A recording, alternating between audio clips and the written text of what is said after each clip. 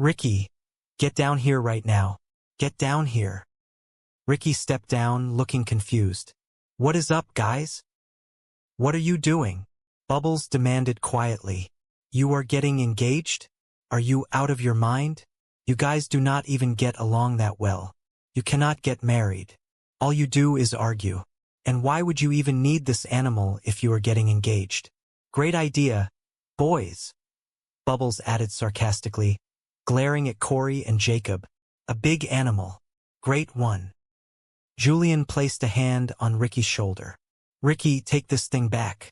Take this thing back to the farm right now. Get going. Ricky looked genuinely hurt. You know what, guys? I really do think that I love her enough. I want to make it work. Ricky, you cannot force these things, Julian said gently. Ricky sighed, looking at the tired pony. Okay, you know what? Maybe a horse was a bit much, gift-wise, whatever. I just wanted to show my future wife how much I loved her. So I wanted it to be a grand gesture.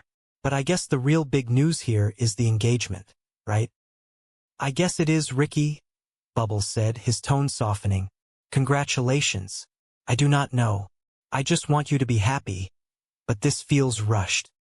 Yeah, me too, buddy, Julian agreed. Ricky straightened his collar, regaining his confidence. Well, here she is now, everyone. Thanks again for coming. Susan marched through the crowd, her face a mask of absolute fury. The crowd parted around her, sensing the impending storm. She marched right up to Ricky, ignoring the pony entirely. Where is he? She yelled, her voice piercing the night air. There he is. You liar. You completely untrustworthy person. Ricky blinked, completely taken aback. Susan, just calm down, please. What are you talking about? What am I talking about? Susan shrieked. I went to the doctor today. I have an infection. A terrible infection. I am kicked out of my apartment because of the drama. And now this? You gave me an infection, you cheating, rotten person. We are done. Absolutely done. Ricky held up his hands, desperate to calm her down. Susan, hold on here. You listen to me right now. I did not cheat on you. Why would I? I care about you. Oh, really? Susan mocked loudly. And you are living with someone else? Are you married? No, not exactly. Ricky stumbled over his words. But I have been with Trinity's mother for 16 years, Susan. We have a history, but I thought we loved each other. I was actually going to ask you to marry me today. That is why everyone is here. Marry you? Susan laughed, a harsh, bitter sound. No, I am not marrying you. Look at you. We were having fun, and then you ruined it all. You ruined my life. Ricky stood firm, a sudden realization dawning on him. All right, that is enough. You do not have to yell at me. If you have an infection and I did not sleep with anyone else, then it is impossible that I gave it to you. You must have been with someone else. Susan froze, her face flushing a deeper shade of red. Caught in her own web, she lashed out defensively. Oh, classic Ricky. Turn it around on me like you always do. You know what? You are impossible. You are foolish. You are dressed like a fool. You want to know why, Ricky? Because you refuse to grow up. Goodbye, Ricky. Susan turned and stormed away, pushing her way through the whispering crowd and disappearing into the night. The silence that followed was deafening. Ricky stood alone next to the pink-striped pony, the engagement ring burning a hole in his pocket. Julian stepped forward, putting a heavy, comforting arm around Ricky's shoulders. Ricky, just let her go, buddy. It is for the best. You are better off without her. Ricky looked down at his boots, a single tear escaping his eye. Are you all right? Julian asked softly. Yeah, I am fine, Ricky lied, his voice thick with emotion. I am perfectly fine. Let us go inside, Julian suggested gently. Come on, man. No, I am good, Ricky said, pulling away slightly. He looked around at the faces of his friends and neighbors, feeling a deep sense of shame and exhaustion. The grand gesture had failed. The big announcement had turned into a public humiliation. Across the park, oblivious to the drama, Mr. Leahy and Randy were sitting on the steps of their trailer, counting the money Officer Ted had given them. "Watch your step, Mr. Leahy," Randy cautioned. "You should never have accepted those terms from Julian. Giving up half of our wages is way more than $25,000. It is ridiculous." Mr. Leahy smiled a wise, calm smile.